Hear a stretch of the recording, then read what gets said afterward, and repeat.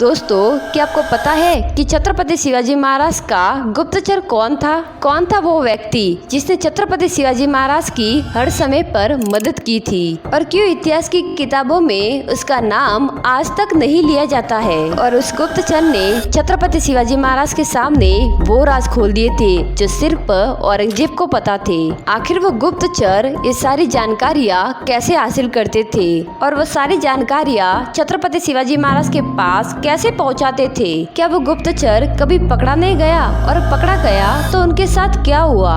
इन सारे सवालों का उत्तर इस वीडियो में है, तो वीडियो को एंड तक जरूर देखें क्योंकि हम इसके बारे में आपको पूरी जानकारी बताएंगे। तो चलिए वीडियो शुरू करते हैं। एक बार आप खुद कल्पना कीजिए कि आप 17वीं सदी के भारत में खड़े हैं और चारों ओर शक्तिशाली साम्राज्य है। मुगल बादशाह औरंगजेब की ताकत पूरे हिंदुस्तान में फैल रही है। बीजापुर और गोलकुंडा जैसी सल्तनतें भी मजबूत है। ऐसे समय में एक ऐसा राजा उभरता है जिसका राज्य छोटा है, संसाधन सीमित है, लेकिन उसके दुश्मन उससे हमेशा एक कदम पीछे रह जाते हैं। वे लाखों सैनिकों की सेना लेकर निकलते हैं, गुप्त योजनाएं बनाते हैं, युद्ध की रणनीतियां तैयार करते हैं। लेकिन आश्चर्य की बात यह है कि छत्रपति शिवाजी महाराज को अक्सर इन योजनाओं की जानकारी पहले से ही होती थी। आखिर ऐसा कैसे संभव था जब न मोबाइल थे, न इंटरनेट थे,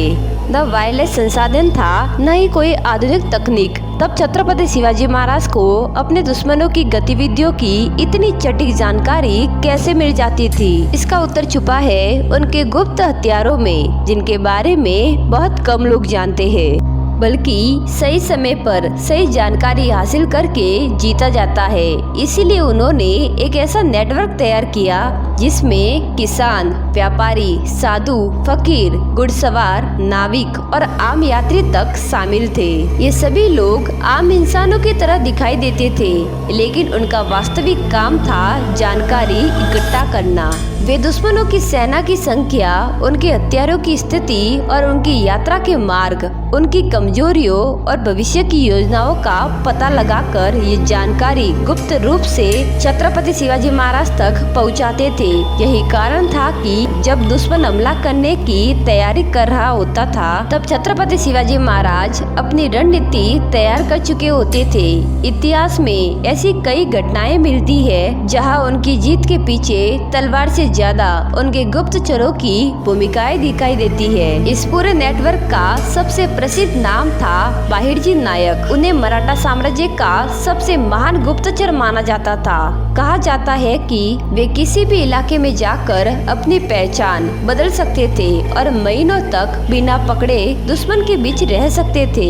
वे कभी व्यापारी बन जाते, कभी साधु, कभी मजदूर और कभी आम यात्री। उनका उद्देश्य केवल एक था, ऐसी जानकारी हासिल करना जो छत्रपति शिवाजी महाराज को युद्ध में बढ़त दिला सके।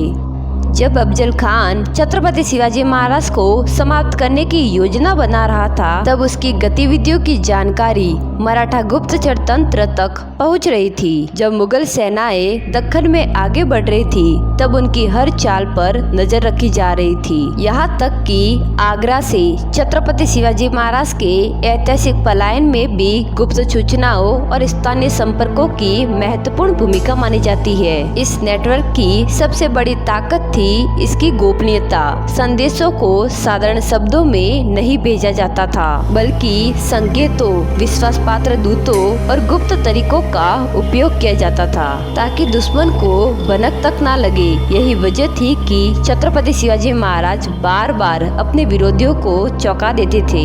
आज जब हम आधुनिक खुफिया एजेंसियों जैसे RAW, IB, CIA या M16 की बात करते हैं, तो हमें लगता है कि संगठित इंटेलिजेंट नेटवर्क एक आधुनिक अवधारणा है। लेकिन सैकड़ों वर्षों पहले छत्रपति शिवाजी महाराज ने ये समझ लिया था कि जानकारी ही सबसे बड़ी शक्ति है। उनकी सेना की सफलता का रहस्य केवल उनकी वीरता नहीं थी, बल्कि वह अदृश्य सेना भी थी जो छाया की तरह काम करती थी और दुश्मन की गतिविधियों पर नजर रखती थी। शायद यही कारण है कि इतिहास में छत्रपति शिवाजी महाराज केवल एक महान योद्धा के रूप में नहीं बल्कि एक ऐसे दूरदर्शी रणनीतिकार के रूप में याद किए जाते हैं जिन्होंने ये साबित कर दिया कि युद्ध मैदान में लड़ने से पहले दिमाग में जीता जाता है। तो दोस्तों, मराठा इतिहास से जुड़े ऐसे ही वीडियो देखने के लिए हमारे चैनल को सब्सक्राइब जरूर करें और कमेंट में जय भवानी जय शिवाजी जरूर लिखें।